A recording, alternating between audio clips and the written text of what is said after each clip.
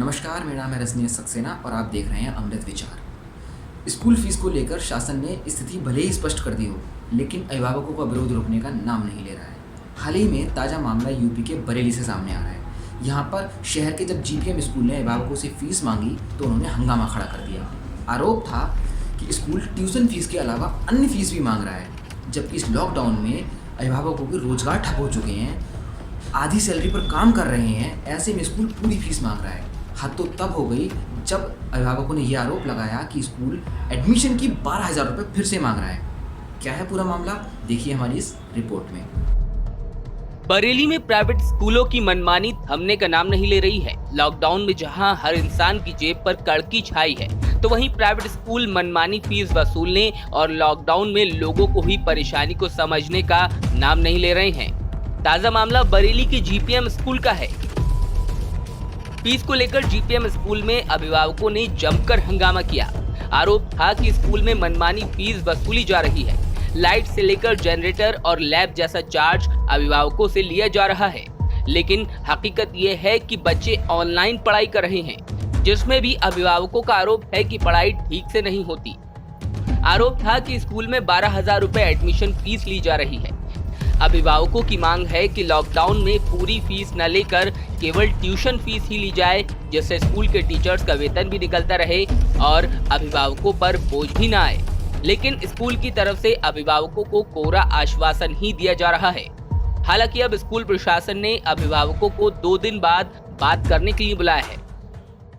मेरा नाम अर्चना सक्सेना है। मेरे बच्चे यहाँ 3rd क्लास में पढ़ता है, परिधि सक्सेना नाम है दीदी का। और हम लोग फीस को माफ़ करने के लिए यहाँ पर इकट्ठा हुए हैं कि हम चाहते हैं कि प्रिंसिपल मैम जो है वो फीस माफ़ कर दे हमारे बच्चों को 3 महीने की। क्योंकि कोरोना काल में हम लोग सब इसी परिस्थिति से गुजर रहे हैं कि हम लोग अपनी परिस्थिति खर्च करना मुश्किल है, फीस कहाँ से पे करेंगे।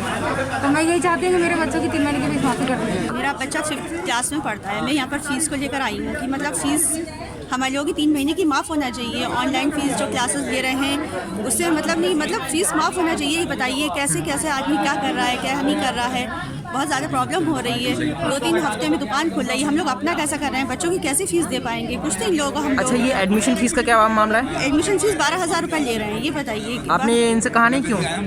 ये हमेशा लेते थे, हम लोग हमेशा मई जून में हमेशा देते थे, लेकिन इस टाइम दिक्कत है हमारे लोगों के सामने। कुछ तो हम बच्चों के हम लोगों के सामने कॉपरेट करें स्कूल वाले। हम लोगों ने कभी कुछ नहीं कहा, लेकिन अब तो बोलना चाहिए। मेरा नाम डॉक्टर हिनामाईश्वरी है। मेरा बच्चा यहाँ 4th क्लास में पढ़ता है।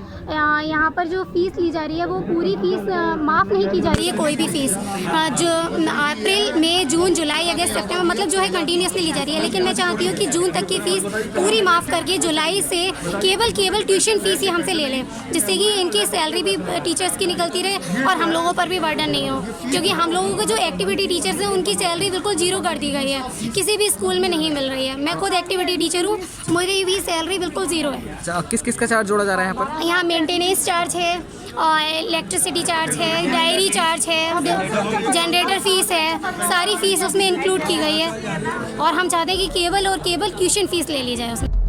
इस पूरे हंगामे के दौरान कई अभिभावक मौजूद रहे। जाहिर है लॉकडाउन के बाद जब लोगों को घर का गुजारा चलाना ही मुश्किल हो रहा है, तो ऐसे में स्कूलों द्वारा वसूली जा रही मनमानी फीस कहां से दी जाएगी, वो भी तब जब ना तो बच्चे स्कूल जा रहे हैं और स्कूलों पर किसी बड़े खर्चे का बोझ भी नहीं है। क्योंकि अभिभावकों का आरोप है कि पढ़ाई के नाम पर ऑनलाइन क्लासेस चलाकर खाना पूर्ति कर दी जाती है। बरेली से मोनस खान के साथ रजनीश सक्सेना की रिपोर्ट।